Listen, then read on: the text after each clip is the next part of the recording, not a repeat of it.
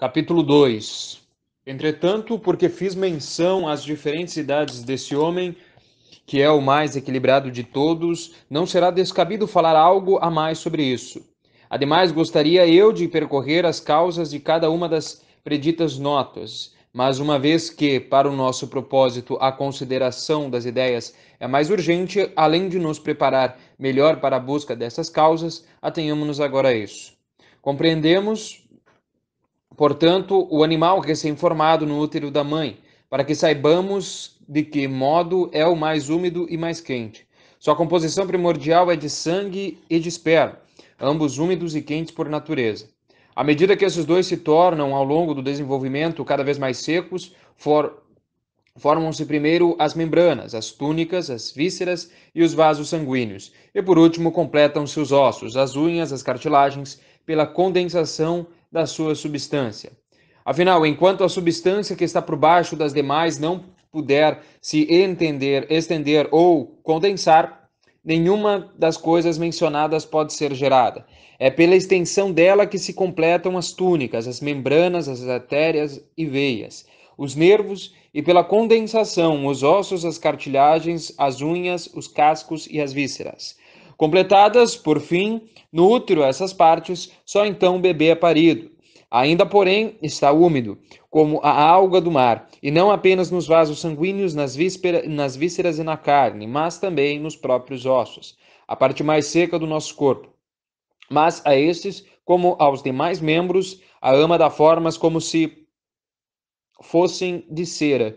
Tamanha é a umidade do corpo dos bebês. Ora, se quisesses comer ou dissecar e observar um leitão recém-nascido, acharias sua carne mucosa e aguada, e os ossos semelhantes a um queijo recém-coagulado, ao ponto de que não sentirias prazer nenhum em comer o animal recém-nascido por causa da umidade excessiva de seu corpo. Isso acontece sobretudo nas crias do porco e da ovelha, para abundar nelas a umidade. Os cabritos, por serem mais secos, são melhores e mais gostosos de comer. Ao contrário dos leitões recém-nascidos, todo animal envelhecido possui o osso e ligamentos, em geral bastante secos, sem suco e sem humor. A carne fibrosa e dura. As artérias, veias e nervos semelhantes a tiras de couro e ainda por cima desagradáveis e sem suco. Dentre os animais no estado médio entre esses e os recém-nascidos, os avançados em idade, quanto mais lhe falta para chegar à velhice, tanto mais afastados estão da secura extrema. Já os mais novos e ainda em crescimento, tanto mais estão afastados da umidade do recém-nascido, quanto mais avançados em anos. Já a flor da juventude é a que mais está no meio dos extremos. Nem chega à extrema secura como a velhice, nem imersa na umidade abundante como a infância. Por que então alguns médicos célebres declararam úmida a velhice? Terão sido enganados pela abundância de secreções típicas da idade? Pois os olhos se banham em lágrimas, as narinas se enchem de catarro, a boca acumula muita saliva e ainda por cima tossem e escarnam muco, revelando assim que seus pulmões estão cheios desse humor. Também o estômago deles está cheio de muco e mesmo suas articulações são em alguma medida mucosas. Mesmo assim, nada impede que os corpos dos velhos sejam secos. Verás, por um lado, que neles os nervos, as artérias e as veias, as membranas e as túnicas e todos os órgãos estão muito secos do que antes eram, e que seus corpos, por outro lado, ficam inteiramente banhados por fora e por dentro de um suco e um humor mucoso. No entanto, todos esses sinais não provam ser úmida a idade senil, a tal ponto que quase, me parece, testemunham a sua secura. Cada parte se torna mais seca justamente porque, graças ao esgotamento do calor, não alcança a mesma nutrição que antes, pois, de uma parte, toda a multidão das secreções úmidas inundam o lado de fora, e de outra parte, estão secas as profundezas do corpo, incapaz tanto de conduzir para dentro o alimento, quanto de aproveitá-lo suficientemente. O velho, portanto, é úmido não nas partes do corpo, mas nas secreções, e seco não nas secreções, mas nas partes do corpo, de modo que por um aspecto ele é seco e por outro úmido. Porém, a discussão agora não é sobre suas secreções, mas sobre as partes de seu corpo, cujas operações naturais fazem a totalidade de sua vida. Deste modo, o velho é seco nas mesmas partes em que a criança é úmida, isso é, nas suas partes sólidas, os ossos, as membranas, os ligamentos, artérias, veias, os nervos, as túnicas e as carnes. E com razão Aristóteles assemelha a velhice a uma planta murcha.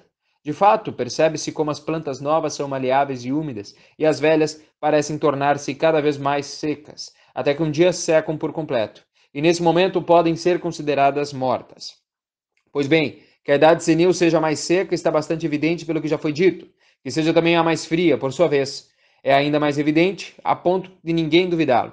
Com efeito, os velhos revelam-se frios ao toque, com facilidade tornam-se frios, negros ou pálidos, e não resistem bem às doenças frias, a tontura, a enervação, o torpor, as tremeduras, os espasmos, o catarro, as dores de garganta. Além disso, o sangue deles escasseia-se até quase não haver mais, levando consigo o vermelho da tez.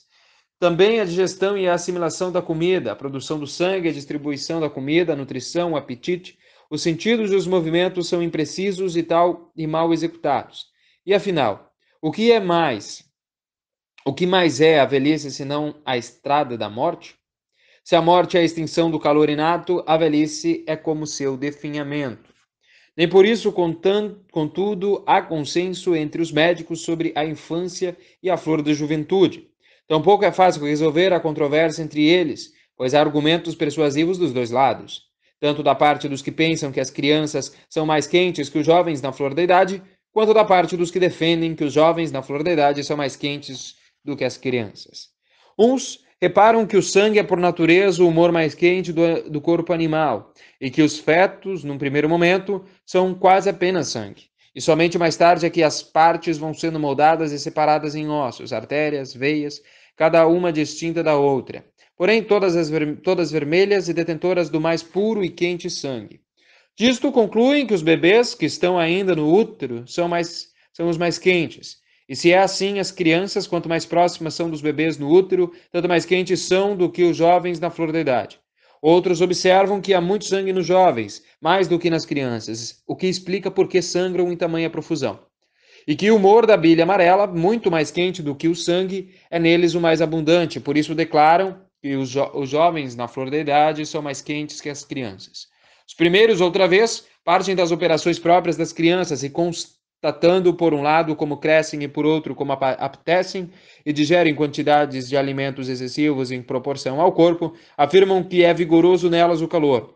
Os outros, em sentido contrário, sustentam que as crianças crescem antes pela umidade do que pela força do calor, e que na digestão os jovens não apenas as vencem, como as deixam para trás de muito. Não vemos, dizem eles, como as crianças vomitam alimentos mal ingeridos e como seus vômitos saem úmidos, ásperos e sem suco? Quanto às apetecerem alimentos em excesso, em nada isso aumenta a força do calor. Primeiro, porque não é pela abundância de calor que o animal apetece mais, mas sim pelo refrigeramento dos órgãos responsáveis pelo apetite. Depois, porque não é apenas para a nutrição, mas também para o crescimento que lhes é provido o alimento. E é por isso que elas têm necessidade de mais comida. Além disso, em todas as demais operações, as crianças são inferiores aos jovens, e isso está bastante claro. Com efeito, não conseguem nem caminhar, nem correr, nem carregar coisa alguma, nem cumprir, em suma, nenhuma operação prática de modo semelhante a eles. Ao passo que os jovens, dizem os partidários dessa opinião, estão no ápice dos sentidos e do intelecto. Em resumo, dizem que a criança é um animal imperfeito e o jovem um animal perfeito. Nos perfeitos é razoável que predomine o mais ativo e régio dos elementos. As crianças, porém, são muito dadas ao sono, ao passo que os jovens se contentam com dormir pouco, ainda que dizem que nem mesmo um louco negaria que esses agem como se o calor estivesse vencido ou abafado pela umidade, como podemos ver nos bêbados e também nos que abusam de banhos. Do mesmo modo, é sonífera a papoula, a mandrágora, o alface e tudo mais o que é de temperamento mais úmido e frio. São esses, em síntese, os argumentos de cada partido sobre as idades em questão. A passar todos em revista, um a um, me parece supérfluo, uma vez que se pode compreender com bastante clareza, pelo que já foi dito, toda a fórmula da argumentação. Consiste em deduzir por laços longínquos e imprecisos características primárias a partir das secundárias, e falam como se o ouvinte já soubesse como se dá o crescimento, a digestão e a nutrição. De modo semelhante, discorrem sobre os sentidos, sobre a intelecção, e sobre as operações práticas e naturais. Falam também da geração do sono e da natureza dos alimentos. Nenhuma destas simples ou fácil de entender, mas requerentes ambas de uma longa investigação, e talvez nem possam ser descobertas senão por quem saiba de antemão reconhecer o temperamento úmido, seco, quente e frio. Pois se os forçares a demonstrar qualquer uma das coisas que eles professam saber, revelarão como lhes falta a teoria dos temperamentos, a que nos atemos agora. Por isso, suas demonstrações dependem uma das outras, de um modo circular, partindo do que agora buscamos como se já fosse conhecido, como, por exemplo, quando debatem sobre as operações, ou quando investigam os poderes dos alimentos e remédios, ou quando examinam o sono e as coisas semelhantes. E outra vez, tentam demonstrar as coisas que agora procuramos por meio daquelas outras, como se já fossem bem conhecidas.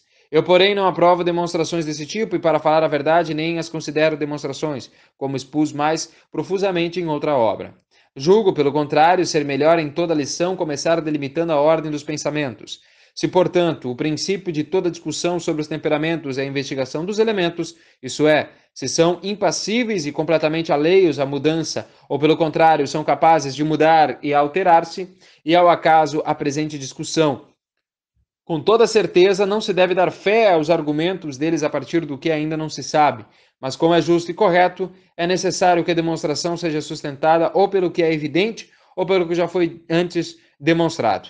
Não se deve mencionar, portanto, nem a geração do sono, nem a digestão, nem o crescimento, nem qualquer outra coisa desse tipo. A investigação deve partir apenas da mera substância das coisas subjacentes, como fizemos no primeiro livro. Pois ao definirmos o que é ser em ato e o que é ser em potência, dissemos que primeiro se deve discorrer sobre o que já é, em ato quente, frio, úmido ou seco, e só em seguida vir ao que é tal impotência. Ademais, o conhecimento de tais coisas são em ato quentes, frias, úmidas ou secas, está ao alcance e à mão de todo mundo, uma vez que é pelo tato que podemos discerni-las. É o tato, afinal, que ensina que o fogo é quente e que o gelo é frio. Se aqueles autores conhecem outro método para perceber e reconhecer o quente e o frio, por favor, nos digam. O que nos permitem é a sabedoria inaudita e irrealizável, ou, para ser sincero, é mera loucura se pensam que, para as coisas sensíveis, há juiz melhor do que os sentidos. Mas como não há juiz melhor do que o tato para as coisas quentes em ato, que toque muitos varões, muitos velhos, muitos adolescentes, muitas crianças e bebês. Assim descobrirão que é mais e quem é menos quente. Quem é mais e quem é menos quente. Já se buscam demonstrações racionais das coisas sensíveis, será necessário agora investigar se a própria neve deve ser tida por branca, como aparecem a todos os homens, e não branca como defendia Anaxágoras. De modo semelhante, deveremos examinar o piche, o corvo e tudo mais. Pois se não podemos acreditar nos olhos quando enxergam algo branco, tampouco podemos aceitar que algo é negro sem uma demonstração. Se, como afirmam, tudo que se mostra aos sentidos deve ser posto em dúvida, então não digam mais que o cisne é branco, a não ser que o percebam pela razão, nem tampouco o gesso, o dia e o sol. Do mesmo modo, desconfiem dos ouvidos quanto às vozes, do nariz quanto aos cheiros e do tato quanto a tudo que é atingível. Ora, não é este um impasse pirrônico e uma frivolidade sem tamanho? Não é direito, afinal, que os seguidores da melhor escola filosófica que estabeleceu o quente, o frio, o úmido e o seco como princípios e elementos se afastem dos homens que fundaram essas doutrinas, a ponto de ignorar que os princípios de toda demonstração são as coisas manifestas aos sentidos e ao intelecto. E é certo que quem coloca essas coisas em dúvida, em vão se agita a investigar as outras, como é natural da parte de quem não deixou por onde começar uma investigação. Como foi então que se extraviaram tanto e tentaram alcançar pela razão o conhecimento das coisas sensíveis? Não consigo nem imaginar. E por isso julgo pelo toque o que é quente em ato, já se algo ainda não é quente, mas propenso a tornar-se tal, ao que chamamos quente em potência, tento investigá-lo pela razão. Esses, porém, sabem-se lá como invertem tudo e argumentam abusando da retórica, mas deixamos-los de lado, sem, no entanto, nos esquecermos que a origem de toda opinião errada é começar uma investigação sem jamais haver refletido sobre os princípios da demonstração. E presumindo-se conhecer do que seja uma demonstração, tentar demonstrar alguma coisa. Voltemos outra vez ao nosso propósito e, antes de tudo, julguemos o quente segundo as idades. Teremos o melhor juízo tocando sempre o corpo do mesmo bebê. Poderemos assim guardar na memória como era seu calor de 2 anos antes e como é agora. Passados 2 ou 3 anos, se manifestar alguma mudança no calor ou na frieza da criança, não haverá nenhuma dificuldade em deduzir o que predominará até a flor da idade. E se quiseres comparar várias crianças com vários jovens na flor da idade, compara os magros com os magros, os bem proporcionados com os bem proporcionados, os gordos com os gordos, e de modo igual, os semelhantes em cor em todo o resto, na medida do possível. Pois se desejas encontrar a diferença entre as idades, investigarás com maior segurança pelas naturezas, comparando entre si o mais semelhantes o possível. A investigação pelas naturezas contrárias, por outro lado, é a ocasião de erros nada pequenos, pois nesse caso a diferença entre os corpos examinados é mais do temperamento inato do que da idade. Do mesmo modo, escolherás corpos parelhos, tanto no que diz respeito à alimentação, como um todo quanto nas circunstâncias em que são examinados, sem comparar o exercitado com o repousado, o banhado com o sujo, o esfomeado com o empoeirado, o sedento com o embriagado, nem o aquecido pelo sol com o enrijecido pelo frio, nem quem há tempo sem dormir com quem acaba de acordar, nem por fim os de natureza, alimentação ou circunstâncias contrárias, sejam quais forem. Todo o resto deve ser o mais parelho possível, à exceção da idade mesma. Assim, se tomares uma mesma criança e a comparares consigo mesmo no futuro, conservarás exatamente iguais todas as suas circunstâncias exteriores, a fim de evitares que se impute a mudança de idade qualquer diferença de calor ou frieza causada por alguma dessas circunstâncias. O método experimental que ensino talvez pareça muito longo, mas é de todos o mais verdadeiro e extraído da própria essência do objeto investigado, como ensinamos nas obras sobre a demonstração. Tu talvez queiras um atalho, sem te importar se é falso, pois fica sabendo que entras por um caminho não apenas falso, como igualmente longo, e que não encontrarás nem em 3 anos, nem em 4, o que buscas, mas passarás a vida inteira na ignorância. Se algo podemos concluir da controvérsia dos varões acima mencionados, é que nada pode ser demonstrado com clareza, nem tampouco é razoável crer do que vem antes a partir do que vem depois. Julguemos, pois, pelos sentidos, ao menos o corpo quente e o corpo frio em ato, e mais tarde o corpo quente e o frio em potência, deixando de lado a princípio todas as demais notas. Quanto a ti, já te peço a experiência mesma, confiante de que julgarás corretamente da minha parte, explicarei o meu juízo. Após tocar atentamente muitos corpos, não apenas de crianças como também de bebês, adolescentes e jovens na flor da idade, descobri que nenhuma das partes da controvérsia fala a verdade quanto à flor da juventude, nem os que a declaram de modo absoluto mais quentes, nem os que a pronunciam mais fria que a idade pueril. Pois se suprimires todas as alterações vindas de fora e avaliares apenas as diferenças que vêm da idade, nem a criança nem o jovem te parecerá mais quente de modo absoluto. Na verdade, seus calores diferem em qualidade devido à desigualdade da sua transpiração. Por ocasião disso, não poucos, ora enganando os seus ouvintes, ora enganados eles mesmos, afirmam ou que é mais forte o calor das crianças, ou que é mais forte o dos jovens. O calor das crianças é mais vaporoso, copioso e suave ao toque, e o dos jovens tem algo de áspero e nada de suave. Esta diferença no contato induz a maioria a pronunciar mais quente o corpo dos jovens, mas não é assim. A quem exercitar seu tato em matérias variadas para discernir o calor mais forte, e o mais fraco e o igual, não duvido que o calor das crianças parecerá parelho com o calor dos jovens ou maior. O exercício é o seguinte: deve-se começar do mais evidente. O ar dos banhos é às vezes tão quente que ninguém o tolera, mas antes parece queimar quem o frequenta, e às vezes tão frio que não permite o suar. E não precisamos nem falar da terceira temperatura, que mais nos interessa, diferente daquelas duas e equilibrada. As mesmas três temperaturas se manifestam também na água do banho, que às vezes se percebe tão quente que queima, às vezes tão fria que nem mesmo aquece, e às vezes equilibrada, de modo a aquecer na medida certa. Assim, se eu te perguntar qual dos dois é mais quente, o ar equilibrado ou a água equilibrada, não poderás responder nenhum dos dois, sendo ambos igualmente suaves e medianos para o corpo. Para mim não faz sentido dizer que um é mais quente e o outro mais frio. Se sentes que a água do banho ferve de tão quente, ou que o ar está pegando fogo, está claro que serás queimado igualmente pelos dois. Já se percebes a água tão fria que pouco falta para congelar, ou o ar tão gelado como as nevadas, é patente que o contato com qualquer um dos dois te esfriará e arrepiará igualmente. Logo, imagina o sumo frio e o sumo calor semelhantes no ar e na água, assim como semelhante nos dois o estado mediano entre as duas qualidades extremas. de modo que o intervalo de um extremo ao outro e dos extremos ao ponto médio terá, tanto na água quanto no ar, as mesmas disparidades e distâncias. Dirás também que o estado quente de um é tão mais quente do que o estado médio, quanto o estado quente do outro. Do mesmo modo que o estado frio da água é tão mais frio do que o estado médio, quanto o estado frio do ar, ainda que as propriedades do contato de um e de outro não sejam iguais dos dois.